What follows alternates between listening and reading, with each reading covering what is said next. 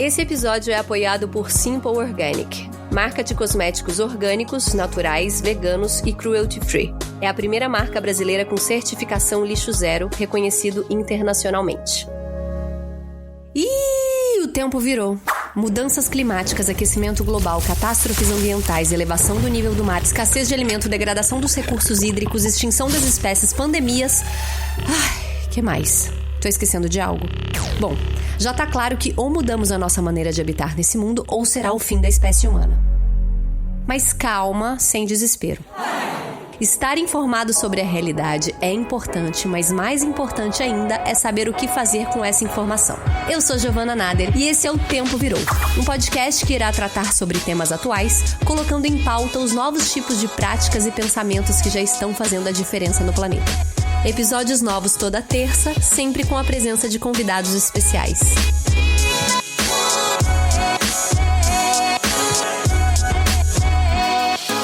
Você sabe o que é ecofeminismo? Ecofeminismo, como o próprio nome sugere, diz respeito a uma vertente do movimento feminista que alia a luta pelos direitos das mulheres com a defesa do meio ambiente e sua preservação. Mas claro que essa é uma definição genérica, né? Tem muitas vertentes, nuances e também muita pesquisa recente nesse campo. E por isso, esse episódio eu vou dedicar a esse assunto. Como convidada, eu trouxe uma mulher que me inspira há anos, que eu já tive, inclusive, a oportunidade de entrevistá-la no sofá da minha casa, minha querida Mônica Guerra. Mônica é ecofeminista, consultora de sustentabilidade urbana, fundadora e diretora executiva do Instituto Comida do Amanhã, organização sem fins lucrativos que apoia a transição para sistemas alimentares saudáveis, inclusivos, biodiversos e sustentáveis. Mônica, muito obrigada por você estar aqui. Obrigada. É um prazer estar aqui. Saudade agora que deu do sofá da tua casa. Não é? É.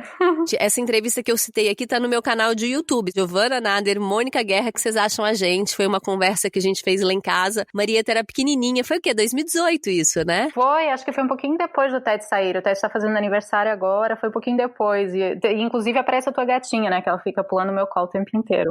E a Marieta era muito pequenininha. Tá disponível pra quem quiser assistir. Mônica, mas vamos começar ampliando a definição genérica, né, que eu apresentei na abertura do episódio, que eu tenho certeza que você vai nos oferecer uma definição mais satisfatória para os nossos ouvintes da sua visão sobre o ecofeminismo. O que é ecofeminismo para Mônica Guerra e também que você falasse do seu processo, de como foi o seu contato com essa linha de pensamento. Vou tentar explicar, né, porque é o que você falou, né, tem muitas correntes, tem muita pesquisa acontecendo à volta do tema, é um tema que está agora populando cada vez mais, né, que tem sido cada vez mais falado. Então eu vou tentar dar uma síntesezinha, assim, do como eu me encontro no ecofeminismo e como é que o ecofeminismo se encontra em mim. Em essência, o ecofeminismo é parte de um reconhecimento de que a opressão e a exploração que existe sobre a natureza vem de mão dada com a exploração e a dominação que existe sobre os corpos femininos, sobre as mulheres. Então, que na verdade o que a gente está fazendo sobre a Terra e sobre os sistemas naturais e sobre a ecologia também é o que está acontecendo de opressão sobre as mulheres e que elas vêm temporalmente juntas. Então é nesse princípio que se baseia o ecofeminismo. E aí tem várias correntes, né, que vão andar à volta disso e tentar esticar e flexibilizar e ver até onde é que esse conceito consegue se esticar. Eu acho que faz muito sentido e eu me encontrei muito no ecofeminismo precisamente porque ele junta as duas pautas, né? Tanto as lutas feministas quanto as teorias ambientais, as teorias ambientalistas, e conseguir entender que, na verdade, não pode existir uma sectorização das pautas de defesas sociais e de defesas intelectuais e políticas,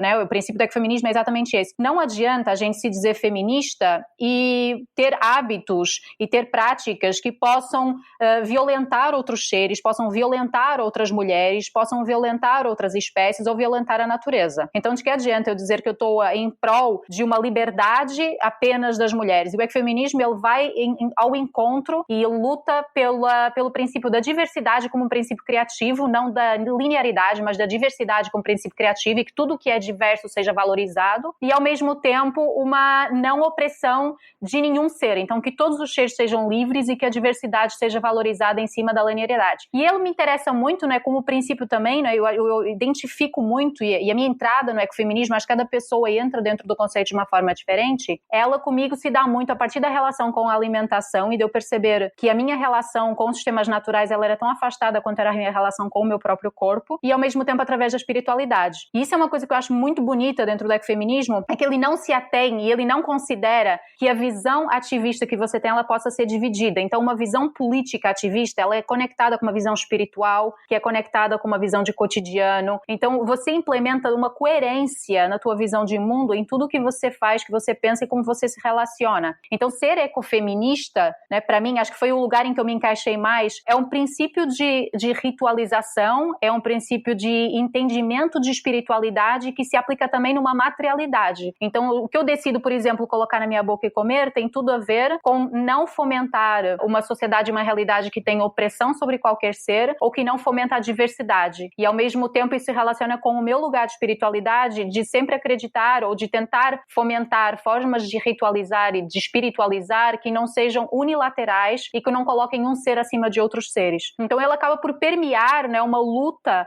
e uma visão de mundo que é integrada e que é essencialmente contra o binarismo, né? A gente não fazer uma divisão de que existe de um lado corpo e mente, de que existe natureza de um lado e cultura do outro, de que existe, enfim, o escuro de um lado e o claro do outro, que existe, não existe um binarismo, é a gente combater esse binarismo com a complementaridade, entender que a diversidade, a liberdade de todos os seres é maior do que qualquer coisa. E eu acho que isso que define um pouco o ecofeminismo. E parte muito da visão feminista precisamente por esse lugar, de que entender que quando a gente começa com uma monocultura da terra, a gente começa com uma padronização dos corpos femininos, quando a gente começa a explorar a natureza para extrair recurso, é quando começa a explorar o corpo feminino como provedor de recurso para um patriarcado masculino. Então, um combate ao patriarcado no sentido de que entende o patriarcado como uma divisão binária entre duas realidades que, na verdade, são totalmente complementares. Tem uma frase que me marcou muito no entendimento do que é o ecofeminismo, é: você, enquanto mulher, jamais pode ser oprimida e opressora, né, ao mesmo tempo. Você sabe o papel do oprimido, então você não pode ser opressora com animais, natureza, né? Você está só repetindo, enfim, uma atitude que estão fazendo com você, mas em relação a uma outra espécie que não deixa de ser um ser vivo, né? E não só isso, né? Quando a gente olha dentro do ecofeminismo, a visão que a gente tem de ter totalmente integrada é que o ecofeminismo, ele, por princípio, como ele vai na essência, e ele vai na essência dessa divisão binária, que coloca de um lado o privado para a mulher e o público para o homem, o cuidado para a mulher e o belicismo para o homem, essa divisão binária, a partir do momento em que ela é destruída e você entende que isso é o que faz a divisão entre seres e coloca uns seres mais inferiores do que os outros, ou uma realidade menos valiosa do que outra, porque uma está conectada com a natureza e com a emoção e outra está conectada com a cultura e com a razão, isso automaticamente faz com que uma visão ecofeminista ela tenha de ser antirracista,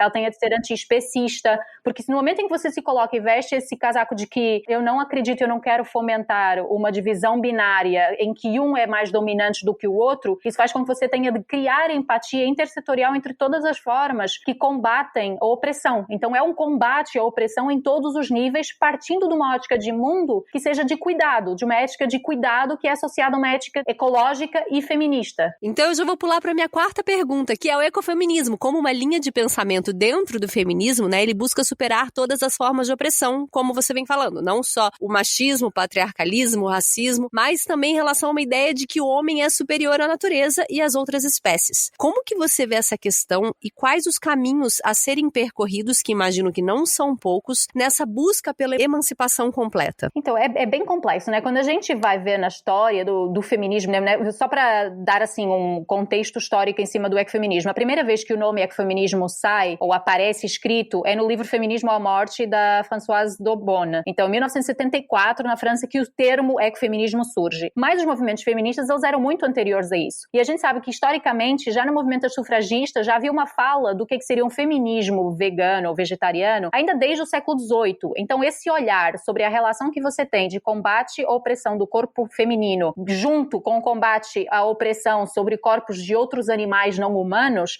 ele já existe ali desde o século XVIII, já é bem anterior. E na altura havia uma rachadura já dentro do movimento sufragista de ter as sufragistas vegetarianas e não vegetarianas. Então, a introdução, na verdade, da pauta alimentar e dos hábitos alimentares para dentro de uma discussão feminista, ela é bem complexa. Então, parece que existe um lugar em que todas as feministas se encontram de emancipação do lugar da mulher e da libertação do corpo e do gênero feminino, né, dentro da sociedade, mas quando isso toca nos hábitos alimentares, parece que toca numa ferida que é naturalizada. E E esse aí é que tá o grande problema. A partir do momento em que você consegue perceber que a luta feminista é uma luta de contranaturalização de tudo que é imposto culturalmente, ou seja, né, o que fala, inclusive a Simone de Beauvoir, você não nasce mulher, você se faz mulher, se torna mulher, que é uma das frases mais emblemáticas do feminismo, de que gênero não é uma condição biológica, mas gênero é uma condição construída e cultural. Então, a partir do momento em que você entende que se gênero é uma construção cultural e você tem de combater como é que um gênero pode oprimir o outro, você começa a questionar tudo que é tomado como natural. E não tem nada mais culturalmente construído do que a nossa relação com a alimentação. Então, a nossa relação com a alimentação ela é totalmente construída de um ponto de vista cultural. Tanto que a gente tem religiões em que as pessoas, todo mundo é vegano. Tem religião em que não come vaca, mas come porco. Tem religião em que pode comer cachorro e gato, mas que não pode comer outro tipo de animal. Então, o que a gente come não é dado como uma necessidade biológica, é uma escolha cultural. A gente transformou o alimentar-se, o ato de comer é um ato cultural. E é nesse ponto que entra. Quando a gente começa a conseguir fazer uma transição e perceber, peraí, mas se isso é uma construção cultural, que tipo de valores eu estou colocando nas minhas escolhas alimentares? Existe a necessidade da opressão de outros corpos, nem que sejam outros corpos animais não humanos? Quem que está envolvido nesse modelo produtivo? Isso é uma coisa que é muito interessante, porque a gente sabe que, geralmente, né, a Vandana Shiva, ela traz muito isso. Ela é uma referência dentro do movimento ecofeminismo e ela traz muito isso. Quanto que, na verdade, tem estudos que já saíram sobre isso. Se a agricultura tivesse toda na mão de mulheres no planeta, a gente teria alimento suficiente para alimentar 2 planetas. Porque as mulheres plantam visando a nutrição, enquanto que a maioria dos homens, quando plantam visando o negócio, visando o commodity,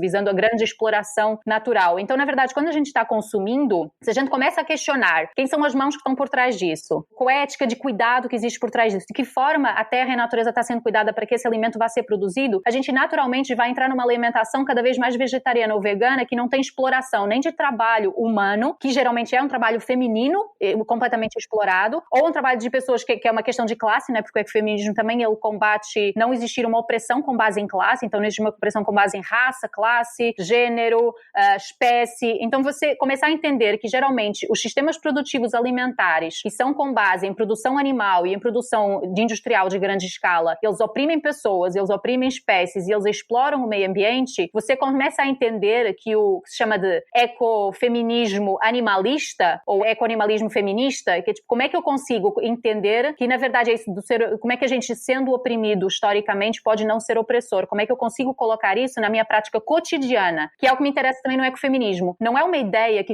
a gente fixa na parede dizendo bom dia, eu sou ecofeminista. A gente pode ser ecofeminista e deve ser ecofeminista como princípio, como valor orientador das nossas decisões cotidianas. Eu acho muito interessante até o conceito, eu acho que contrapõe muito o materialismo dessa visão ecofeminista, de que você pode trazer isso para a tua decisão pelo menos 3 vezes por dia do que você coloca na boca, ser um produto de um modelo de vida que não seja opressora. Eu lembro muito do conceito do bypass espiritual, que acho que é o diametralmente oposto, que é quando você cria uma construção de espiritualidade que você não materializa, você está conversando com as estrelas, mas não consegue olhar para o problema social que tem do teu lado. Então a materialidade do ecofeminismo faz com que você tenha de questionar, por exemplo, o consumo de animais, que é uma coisa que é totalmente conectada com que sistema opressor existe por trás disso, ou é um sistema mais integrado e sustentável e sustentado para a vida de todos os seres. Difícil a gente não falar também, é muito importante a gente trazer aqui que as mulheres, quando a gente fala na questão ambiental, as mulheres muitas vezes são mais afetadas pela devastação do meio ambiente do que os homens, né? Eu queria que você falasse um pouco disso, principalmente tocando nos fatores socioeconômicos, culturais e biológicos que fazem com que as mulheres sejam as mais prejudicadas. Há pouco tempo, né, saiu um relatório da União Internacional da Conservação da Natureza que fala exatamente isso, que a degradação ambiental afeta mais as mulheres do que o homem, que existe um recorte de gênero sobre os impactos da degradação ambiental que a gente tem, né, hoje em dia. E, na verdade, isso é verdade em praticamente todas as instâncias. Então, quando a gente tem questões como, por exemplo, mudança climática, degradação ambiental, perda de recursos naturais, isso conecta, né, com o que a gente estava falando antes. As mulheres, geralmente, são as responsáveis pela produção e pela salvaguarda, por exemplo, de sementes, produção de alimentos para a família. Muitas vezes o homem sai para trabalhar e a mulher fica no espaço, né, no espaço do lar. Em muitas comunidades, principalmente em países mais vulneráveis, elas é que são as responsáveis pela manutenção da nutrição e elas também são as responsáveis, muitas vezes, pelo cuidado. Então, no momento em que você tem algum problema ambiental, algum problema bélico, seja o que for, são as mulheres, geralmente, que fazem o cuidado sobre os seus filhos. Então, a perda de nutrição, geralmente, quando a gente tem questões também de insegurança alimentar, afeta muito mais as mulheres do que os homens. Taxas de obesidade afeta muito mais as mulheres do que os homens. Então, todas as consequências de degradação ambiental, de exposição à vulnerabilidade, está muito mais nas mulheres, porque muitas vezes as mulheres estão nesse lugar de população mais vulnerável. Então, geralmente, está mais afetando beneficiando as mulheres negras em territórios periféricos, em regiões rurais, povos tradicionais. Então, as mulheres são, de fato, as que mais sofrem com a degradação ambiental e, ao mesmo tempo, são as que têm não só com a degradação ambiental, mas também com todas as consequências, por exemplo, da mudança climática. Quando a gente tem uma mudança climática e tem áreas que se desertificam, a gente tem uma menor produção de alimento e isso vai afetar diretamente a segurança alimentar das mulheres. Até porque, muitas vezes, o que acontece é que quando existe alimento, o alimento é colocado dentro da figura do homem, nas famílias mais tradicionais. Então, as mulheres acabam por se alimentar pior para que os homens possam ter mais alimento porque eles saem para o trabalho. Então, isso acontece em várias frentes. A gente vê que a devastação do meio ambiente, todos esses fatores socioeconômicos e culturais afetam mais as mulheres. A gente ainda tem o fator biológico, né? A gente sabe que do ponto de vista biológico, existe um desafio gigante, até teve o ano passado, 2 anos que ganhou um dos Oscars, por exemplo, o desafio de meninas e mulheres em vários territórios com a sua própria menstruação. Então, a gente tem uma série de clichês e de tabus à volta da relação com a menstruação, que em muitos países não é muito aceito, e o quanto que as mulheres estão biologicamente mais expostas a uma série de desafios, né? Então, quando a gente tem uma questão de mudança climática ou de devastação ambiental e degradação ambiental, isso afeta principalmente mulheres, populações vulneráveis, negros e populações indígenas. E crianças, né? Além de serem as mais afetadas, são normalmente também as mulheres que são as principais agentes na preservação, né? Como você estava falando. Em relação ao fato de que elas possuem uma conexão com a natureza muito mais umbilical. Faz sentido eu pensar assim? Nós temos dados materiais sobre isso, né? A gente sabe que países com mulheres, que têm mais mulheres em cargos de liderança, geralmente têm mais chances de assinarem acordos ambientais. E as políticas ambientais geralmente são propostas e aprovadas por mulheres em situações de liderança. E a gente pode tentar entender por que isso será que acontece. Eu acho que tem 2 movimentos, né? Inclusive, quando eu fiz o meu TED lá em 2018, eu hoje tenho algumas críticas em cima do próprio TED que eu estava fazendo, porque eu acho que ele partiu de um princípio binário, né? Aquilo que a gente falou, o ecofeminismo, ele divide o mundo em 2 partes e considera que um tenta superiorizar ao outro e tenta combater e equilibrar essas energias de volta. Mas essa divisão em 2 partes, esse binarismo, ele já é um binarismo construído pelo patriarcado. Então, a gente partir do princípio que o binarismo é verdade, a gente já está caindo na armadilha do próprio patriarcado. Então, eu tenho algumas questões, hoje em dia, de afirmar com veemência de que a gente tem uma questão biológica que nos torna mais cuidadoras e nutridoras, né? A Vandana Shiva fala isso também no movimento Shipko, que as mulheres, elas não foram agarrar aquelas árvores porque elas têm uma questão genética que as relaciona como mulheres com a proteção do meio ambiente, mas porque o meio de subsistência delas, elas conseguem perceber a floresta como meio de subsistência, dando recursos como água, solo e ecossistema, em vez de verem madeira. Elas olham para uma árvore e não veem madeira, veem uma série de outros recursos, mas isso não significa que é necessariamente porque a gente biologicamente fica no lugar passivo de cuidado, mas porque a gente é construído como gênero, colocado no lugar do privado e no lugar mais próximo da natureza. A gente tem uma natureza biológica que ela espelha a ciclicidade da natureza física, né? E eu acho que isso entra também num lugar muito de espiritualidade, de quando a gente vê, né, todas as espiritualidades ou as religiões pré-patriarcais que a gente tem, ainda no período pré-sumério, né, as religiões e as sociedades matrilineares. A gente tem um livro até incrível que chama O Cálice e a Espada, que fala exatamente sobre isso, o quanto que essas religiões e essas sociedades com base matrilinear eram sociedades que se focavam na nutrição e na construção de colaboração. Então, eram sociedades que se fundavam na colaboração entre todos os seres e na proteção do meio ambiente. Se defende que as mulheres tenham um princípio biológico de cuidado, porque a gente sente a procriação e a nutrição e a fecundação da vida dentro do nosso próprio corpo, porque a gente está alinhado com os ciclos da Terra. Então, talvez a gente consiga biologicamente, seja de alguma forma ajudado ou facilitado a gente perceber que a gente nunca deixou de ser bicho, porque a gente tem uma ciclicidade que é exposta, ela não pode ser escondida. O nosso corpo relaciona com os tempos da Terra de uma forma muito óbvia. O que acontece com todos os seres? Então, eu diria que biologicamente a gente tem um canal muito mais aberto para se sensibilizar e para permear a partir de nós essa percepção nutridora de que nós somos nutridoras como a Terra é nutridora, né? Quase criar essa empatia de ver a Terra como uma mulher e a gente como um espelho do que é o sistema natural, mas ao mesmo tempo com a construção de gênero que foi feita nos últimos séculos, né? Que é uma questão muito antiga, com a construção de gênero que foi feita nos últimos séculos, nos coloca a mulher sempre no lugar da cuidadora, as educadoras, as cozinheiras, as enfermeiras, as curandeiras,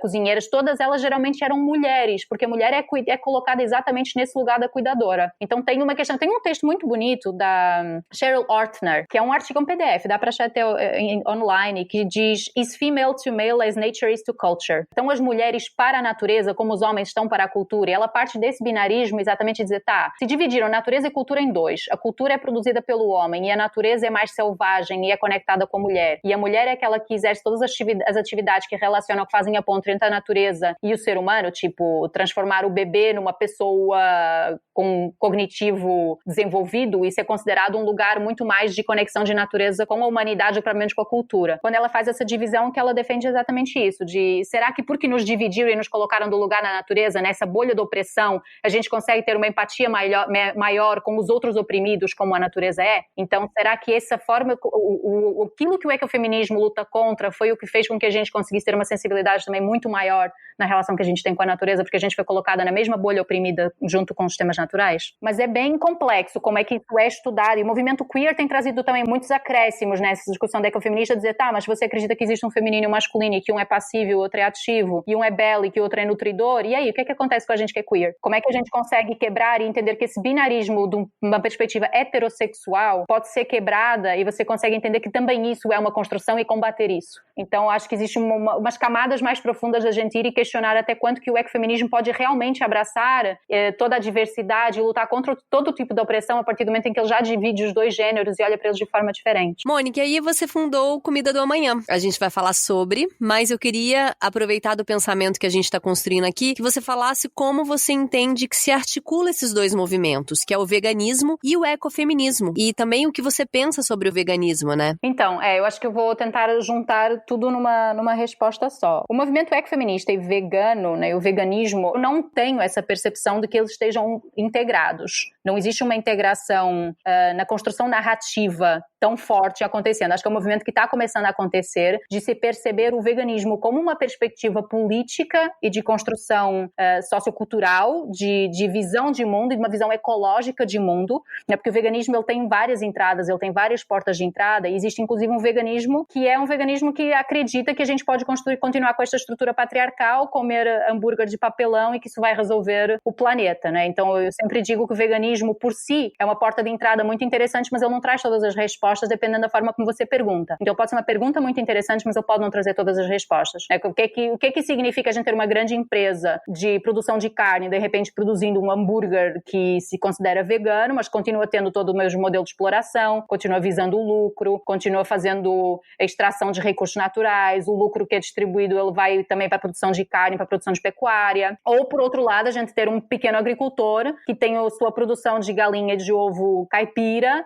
e que ele está fazendo essa produção de ovo, escoando essa produção de ovo, e com isso ele consegue garantir a segurança alimentar da sua família. Então, o quanto que a discussão vegana, eu acho que ela está começando a ter essa sensibilidade maior dela ser um veganismo cada vez mais popular, né? Um veganismo inclusivo, e eu acho que isso tem tudo a ver com essa visão ecofeminista, da gente ter um veganismo que abarca todo mundo, que não é elitista e que consegue ser um veganismo que se posiciona contra qualquer tipo de opressão. E quando coloca como contra qualquer tipo de opressão, ele não é um veganismo que não pode aceitar um princípio patriarcal de construção de tecnocracia industrial. Então, na verdade, acho que existem esses dois movimentos que começam a se aproximar do feminismo e do ecofeminismo, olhar para o veganismo como uma materialidade dentro do princípio feminista, e ao mesmo tempo o veganismo olhar e entender o seu papel político e espiritual. E acho que as duas coisas estão começando a se encontrar, e é muito interessante quando a gente vê alguns movimentos nesse sentido, né? De haver por exemplo, estão lembrando, tem um perfil que eu acho maravilhoso, o Papa Capim, Sandra Papa Capim, que tem no Instagram, que ela é uma ativista vegana, e ela é uma ativista vegana e luta pela libertação de todos os corpos. Então não adianta só ser vegano e não ser politicamente vegano. E não adianta só também ser feminista e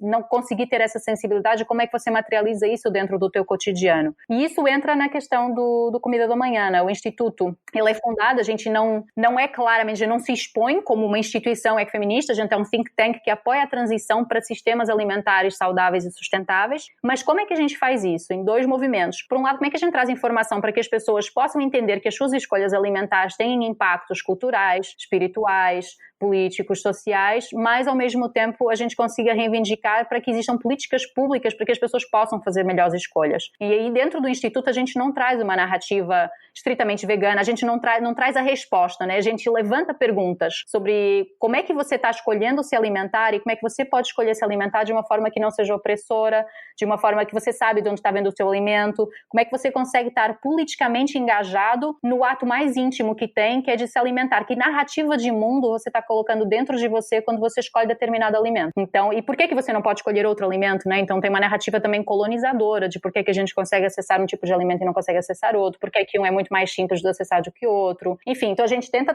levantar isso, e isso é uma perspectiva ecofeminista. Todas as perspectivas que se juntam ou que existem para conseguir levantar a bola da integração e da liberdade de todos os seres e ir contra qualquer tipo de opressão e trazer isso como uma narrativa cada vez mais traduzida e clara para que as pessoas percebam o poder que elas têm nas suas escolhas e muitas vezes o poder que elas têm, inclusive nas escolhas que elas não estão fazendo, né? O não escolher também é uma escolha. Isso é um ato estritamente político, espiritual, cultural, social. Então a gente tenta trazer tudo isso para dentro do Instituto, mas traduzindo o que são os relatórios internacionais que estão saindo, ao mesmo tempo fazendo iniciativas de trazer receitas tradicionais para as pessoas conhecerem as receitas tradicionais, enfim, para a gente conseguir chegar num lugar em que você possa saber mais e fazer melhores escolhas, mas também que as suas escolhas tenham espaço para serem feitas. É engraçado, né? Como a gente foi tolhido da criatividade no alimento, né? Eu vejo hoje pessoas que talvez não têm muito contato com esse, né? Porque tudo isso é muito novo, né? Querendo ou não, a gente viveu anos dentro da indústria, né? Sendo regido por uma indústria alimentícia, e se você não pesquisa, se você não vai além, tá se tornando cada vez mais comum. Mas você olha para grande maioria das casas brasileiras, a opção que se tem é o arroz branco, o feijão, a carne e um ovo, talvez, né? Ou uma salada, assim. A gente foi muito tolhido dessa criatividade alimentar, de olhar para o mundo como, temos mais de 3.000 espécies de punks. E é engraçado como esse podcast aqui, sempre que a gente está falando de outro assunto, a gente sempre cai na alimentação de alguma maneira. Como alimentação, cada vez mais eu tô aprendendo isso, que é a base de tudo, né? Para uma grande mudança, a gente precisa primeiro mudar o que está no nosso prato. Porque é um comportamento que é muito naturalizado, né? É um comportamento cultural, mas que ele é tão naturalizado, e cada vez que a gente vai levantar e questiona a naturalização, seja de que for, a comida surge. E é tipo isso que você tá falando, né? Não faz sentido não poder ter uma planta alimentícia não convencional, se chamar planta alimentícia não convencional, já mostra que a gente tá errado, porque era a planta convencional de uma geração atrás.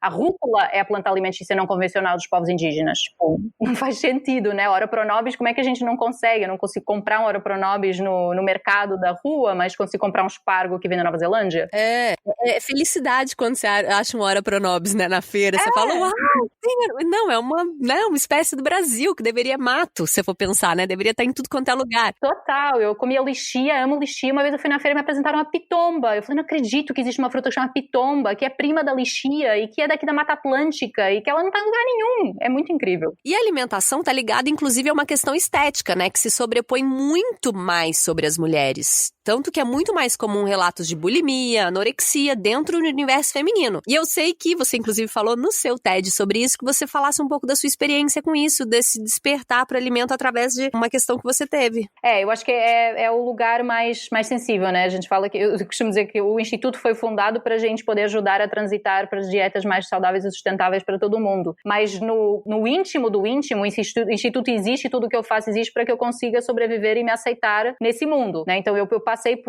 eu tive distúrbio alimentar, eu tive anorexia nervosa quando eu tinha 16 anos, e eu fui percebendo o quanto que era uma busca incessante por uma padronização de modelo do que é ser mulher, que é o que a gente tem também como padronização do que é alimento, de padronização do que é a relação com a natureza. Então esse lugar de monocultura, de produção de monocultura dos alimentos, também existe uma monocultura de referências que a gente tem do que existe, o que é o correto. Então a minha relação de desempoderamento, né, uma não relação com o meu corpo, estava completamente ligada com uma não relação que a gente estabelece na nossa sociedade moderna, industrial, patriarcal, de existir um modelo de vida, de existir um ideal, de existir uma forma de se comportar. E eu acho que nessa quebra, quando eu percebi que eu estava olhando para mim e eu não estava me vendo, eu estava tentando buscar em mim aquilo que me diziam que deveria ser um padrão, que há essa grande entrada, né? Eu comecei a ser vegetariana nessa época, porque eu comecei a dizer, peraí, mas eu estou questionando, se eu cheguei num ponto em que eu não consigo entender a minha relação, eu não me identifico mais, eu não sei mais o que eu posso comer ou não posso comer, como é que eu consigo cuidar de mim, eu vou ter de olhar mais além e abrir esse espectro e entender como é que eu estou cuidando da minha relação com a natureza, da minha relação com o mundo. Então, de fato, e é isso que acontece, a gente vê, né, existe um livro também muito, muito incrível que chama A Política Sexual da Carne, né, ele é bem falado, né, da Carol G. Adams, que é de 1990, inclusive tem um podcast maravilhoso, Outras Mamas, que é super em cima do Política Sexual da Carne, que fala sobre isso, quanto, tanto por um lado, os alimentos e as mulheres são colocadas como pedaços de carne a serem explorados, também como as vacas acontece, com as galinhas, né, com as proteínas feminilizadas, ao mesmo tempo a gente vê uma propaganda gigante da indústria ocupando esse lugar do cuidado, né, entregando os alimentos processados e ultraprocessados como sendo um lugar de conveniência para todo mundo, e não é o patriarcado tomando o lugar da cozinha e da nutrição, e ao mesmo tempo quanto que a mulher é colocada como um exemplo ou como a referência de como é que é essa relação de servidão e essa relação com o corpo e com a comida. Então é muito inacreditável. E quando a gente olha, né, quais são os dois comportamentos que a gente tem que são culturais, culturalmente construídos e que a gente naturaliza? É a relação com a própria sexualidade e a relação com o alimento. São os dois lugares mais íntimos que a gente tem. Então o direito ao prazer pela comida tem a ver também com o direito ao prazer pelo corpo. E não é interessante para uma sociedade patriarcal, tecnocentrada, colonizadora, masculina, machista, que as mulheres reivindiquem o seu direito ao prazer. Então é muito bom tolir e colocar o padrão do corpo feminino no lugar de não prazer, no lugar de não liberdade. Porque tolir você de ter o teu próprio corpo é tolir de você ter a tua própria existência. Então, na verdade, existe um corte aí de que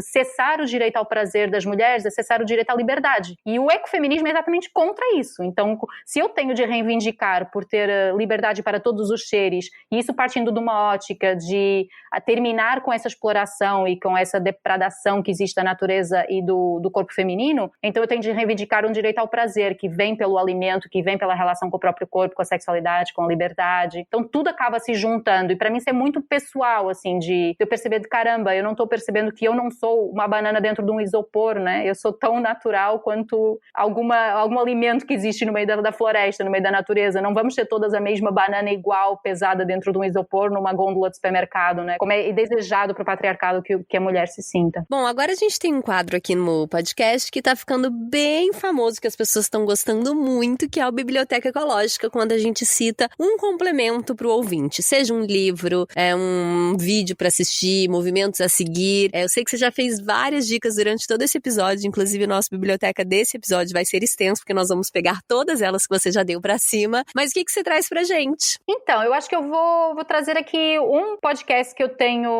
escutei, eu achei muito bom, sobre ecofeminismo, para quem quiser aprofundar um pouquinho mais na questão do ecofeminismo. É um podcast que tem episódios bem curtinhos do Modifica, que chama Ecofeminismo, Mulheres e Natureza. Recomendo muito ouvirem. E aí eu não queria deixar de recomendar também lerem tudo que acharem da Daniela Rosendo. Ela é uma super especialista em ecofeminismo. Ela é pós-doc na Universidade Federal de Santa Catarina. E ela tem um livro chamado Sensível ao Cuidado, sobre uma perspectiva da ética ecofeminista. Ela questiona também os limites da perspectiva da Karen G. Warren. Aliás, Karen G. Warren é, assim, uma das referências da construção da narrativa do ecofeminismo. Ela faleceu agora, dia 21 de agosto, e ela é dos maiores nomes, assim, dentro do ecofeminismo, e ela criou o livro Filosofia Ecofeminista, então eu recomendo ler tudo que acharem da Daniela Rosendo. Esse podcast é ecofeminismo, e uma coisa que eu recomendo pra todo mundo, porque foi o que fez eu conseguir olhar pra alimentação de uma forma diferente e ver a alimentação como uma arma política muito forte, que é O Dilema do Onívoro, que é um livro do Michael Pollan. Eu recomendo também A Botânica do Desejo, enfim, tudo que também encontrarem do Michael Pollan, eu super dou uma recomendação, porque é muito maravilhoso e ele consegue exatamente olhar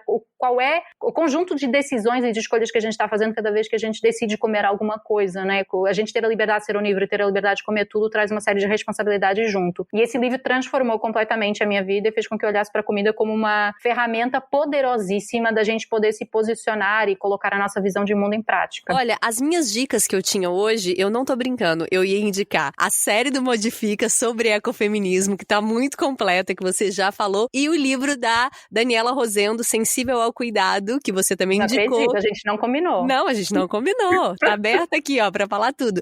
Eu não li ainda o livro dela, eu quero muito ler, mas eu sei que ela é uma super acadêmica nessa área, inclusive ela escreveu uma série de textos pro Modifica. Marina já esteve aqui, inclusive Marina Colerato, fundadora do Modifica, jornalista, ecofeminista. Eu acho que eu posso chamar a Marina assim. Marina, você me perdoe se eu estou te rotulando numa coisa, mas é porque o Modifica traz matérias tão profundas sobre o tema, eu acho que é ali onde eu mais aprendo sobre isso, porque é um assunto recente ainda, né, Mônica? Inclusive a Marina esteve aqui e indicou Política Sexual da Carne. Sim, isso também, da Carol G. Adams, eu recomendo muito e recomendo Outras Mamas. Só uma dica, né, pra quem estiver ouvindo, o livro do Sensível ao Cuidado da Daniela Rosendo, ele tá continuamente esgotado. Então o que eu recomendava, que foi o que eu fiz, é achar a tese dela, porque é exatamente a mesma base que ela criou o Sensível ao Cuidado, que chama Ética Sensível ao Cuidado, Alcance e Limites da Filosofia Ecofeminista de Warren. Então, quem não conseguir achar o livro, já pode ir dando uma olhada, porque a tese dela tá em PDF online, caso não conseguir achar o livro nesse momento. momento. Então fica a dica. Bom, então, gente, vocês estão cheios de dica agora para fazer leitura ecofeministas.